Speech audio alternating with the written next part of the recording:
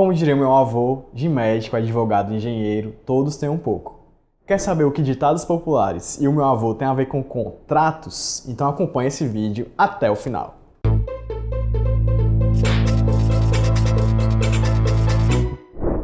Oi pessoal, oi meu neto.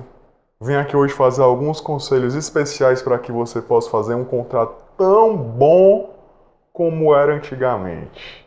Oi vô, é isso mesmo. Hoje vamos contar com a ajuda do senhor Filomeno, meu avô, com dicas sensacionais para fazer um bom contrato.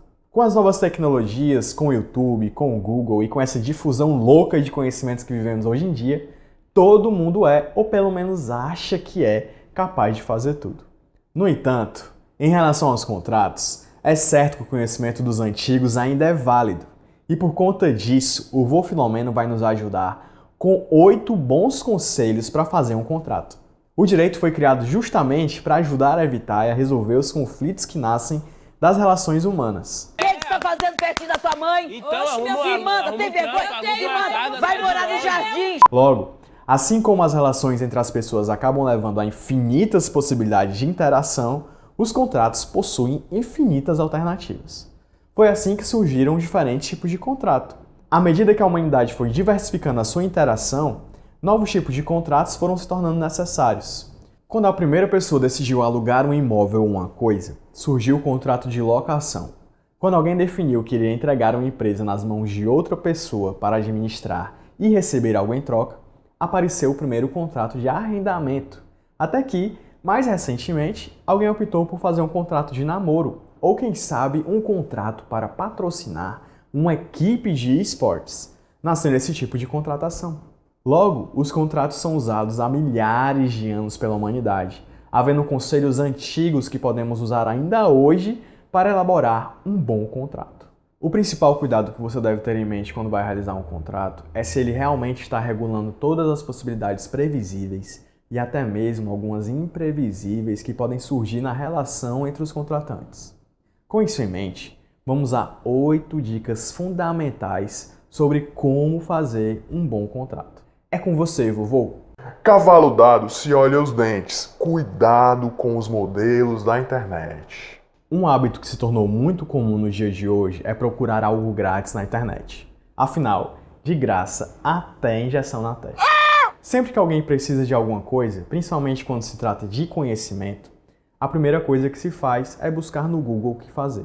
Com os contratos não é diferente. A primeira coisa que alguém faz quando precisa de um contrato é procurar um modelo na internet. Porém, ao contrário do ditado que diz que cavalo dado não se olha os dentes, quando o assunto é um contrato, é importante olhar os dentes e muito além disso. Assinar um contrato que não se adapta ao seu caso pode lhe trazer inúmeros problemas, desde você não receber o que está sendo prometido, até o pagamento de multas ou, quem sabe, a completa nulidade do contrato.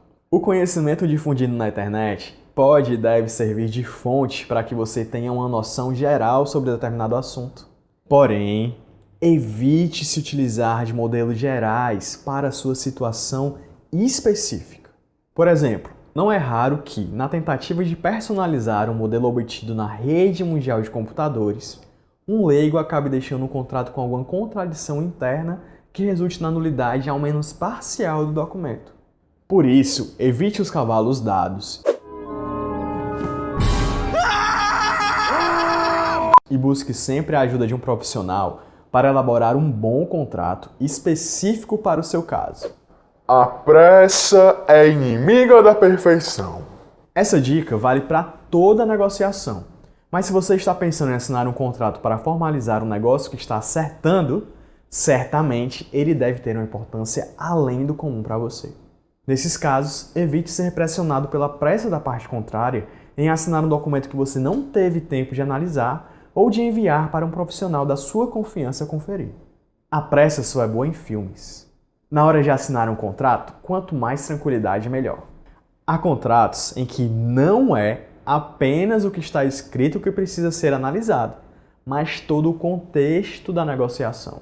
No caso de contratos que envolvem imóveis, por exemplo, é preciso que toda a documentação seja verificada, bem como a condição das partes perante a fazenda pública, para que o bem possa vir a ser definitivamente transferido ao comprador sem imprevistos. Nesses casos, é normal que as partes precisem de alguns dias para analisar toda a documentação que envolve a situação para que só então tenham segurança de assinar o contrato. Portanto, evite a pressa. Antes só do que mal acompanhado. No momento da elaboração de um contrato, muitas vezes as partes acabam se descuidando ao preencher elementos como a identificação dos contratantes, coisas simples como o RG, o CPF ou o CNPJ. Ao assinar o contrato, é muito importante que você saiba com quem você está tratando e que essa pessoa esteja bem identificada no documento. Assim, caso venha a ser necessário um processo judicial ou algum procedimento extrajudicial para acertar algo entre os contratantes, não será difícil encontrar quem deve responder pelo assunto. Vai por mim. Não há nada pior do que processar uma pessoa e nunca a encontrar para responder ao processo. Também é preciso ter dados suficientes do contratante para que você possa afirmar que ele tinha capacidade de contratar. Ou seja, se ele não tem alguma limitação, que retire a validade da sua expressão de vontade que vai constar escrita no documento. Além disso, é necessário ter certeza de que a pessoa que está contratando pode decidir sobre o objeto do contrato. Já pensou comprar uma casa de alguém que dizia ser o dono, mas na verdade não é? Não tá lembrado não. Não, nunca nem vi. É indispensável saber também, por exemplo, se outra pessoa não é menor de idade e se ela não tem alguma doença que a incapacite de tomar decisões por si. No caso de empresas, é necessário saber se quem está assinando por ela tem poderes conferidos no contrato social para decidir pela pessoa jurídica. Caso contrário, o contrato pode ser considerado nulo ou inexistente. De grão em grão, a galinha enche o papo. Outro ponto importantíssimo de como fazer um bom contrato é se atentar para a forma de pagamento. Assim como de grão em grão a galinha enche o papo, nem sempre os pagamentos são possíveis de serem efetivados no exato momento da contratação, sendo necessário que se preveja a forma de parcelamento para pagar o preço. Nesses casos, o contrato deve prever como o adimplemento será efetivado, o que acontecerá no caso de atraso, se haverá o pagamento de multa, de juros, de correção monetária, por exemplo, ou até o que acontecerá caso haja um pagamento pontual, algum desconto, por exemplo. Nos contratos em que o pagamento é mensal enquanto o contrato estiver valendo, como nos contratos de locação ou de prestação de serviços, além de prever o dia do vencimento, é importante dizer se a parte devedora deve procurar a credora para efetuar o pagamento todos os meses ou se deve esperar o envio de um boleto ou outro meio de cobrança. Não há mal que sempre dure e nem bem que nunca se acabe. O prazo de contratação é relevante principalmente em contratos em que haverá obrigações das partes diluídas ao longo do tempo. Nos contratos de prestação de serviço, geralmente há a prestação de um serviço e o pagamento mensal de uma retribuição. Já nos casos de locação, o pagamento pelo uso do imóvel é feito geralmente de maneira mensal. Em contratos desses tipos, é importante prever quando o contrato terá um fim, já que o fim do contrato desobriga as partes da continuidade de obediência aos seus deveres contratuais. No caso do contrato de locação, isso é ainda mais importante, uma vez que o fim do contrato pode representar a prorrogação do instrumento por tempo indeterminado.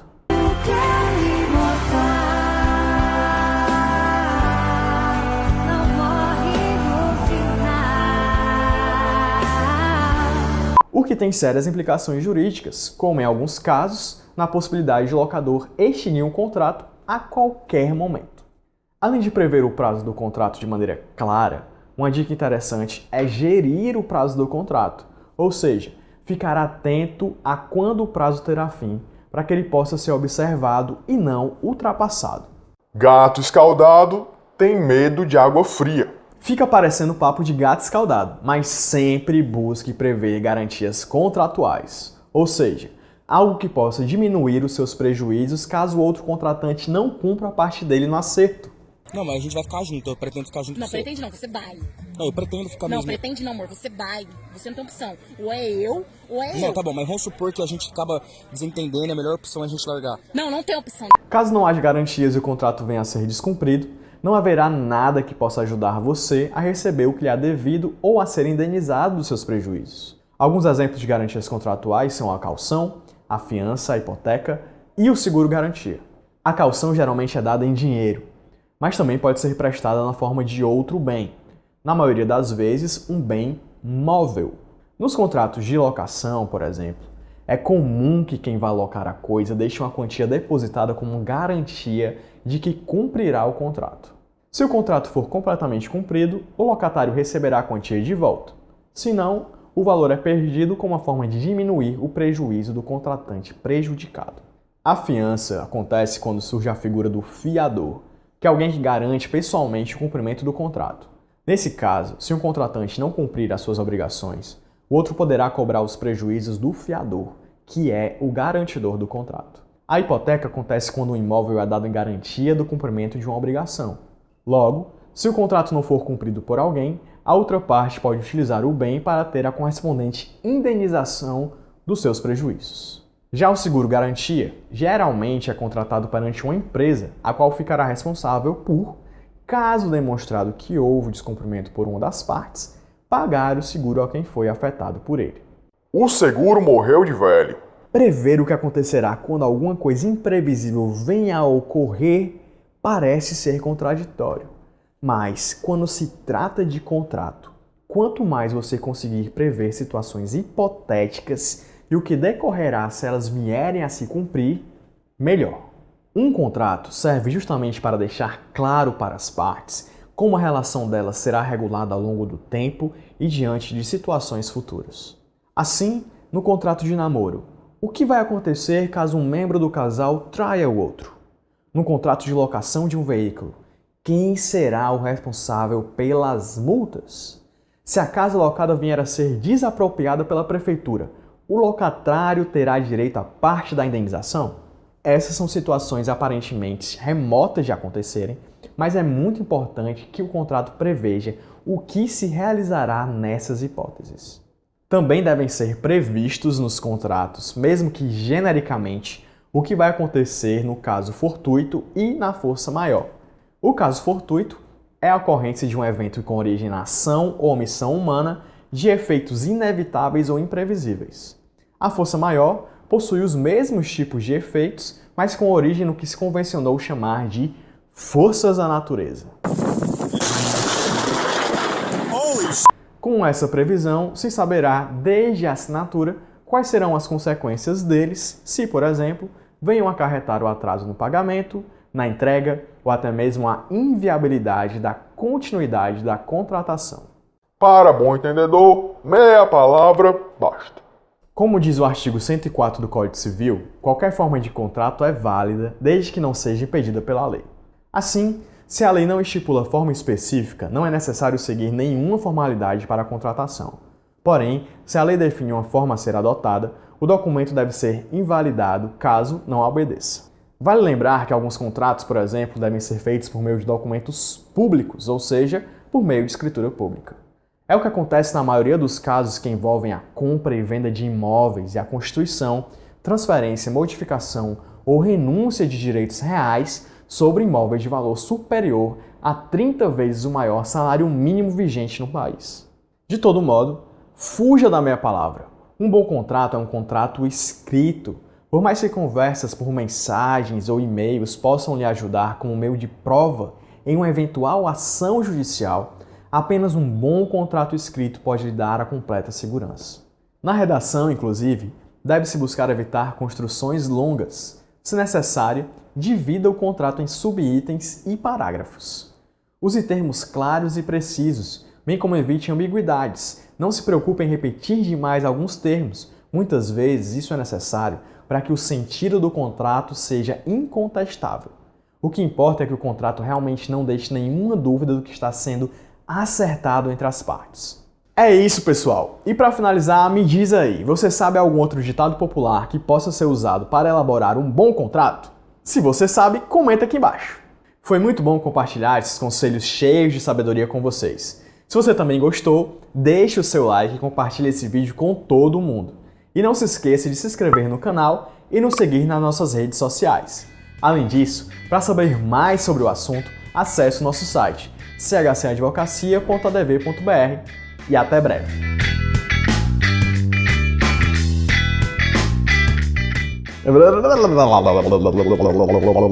E você pode encontrar com quem está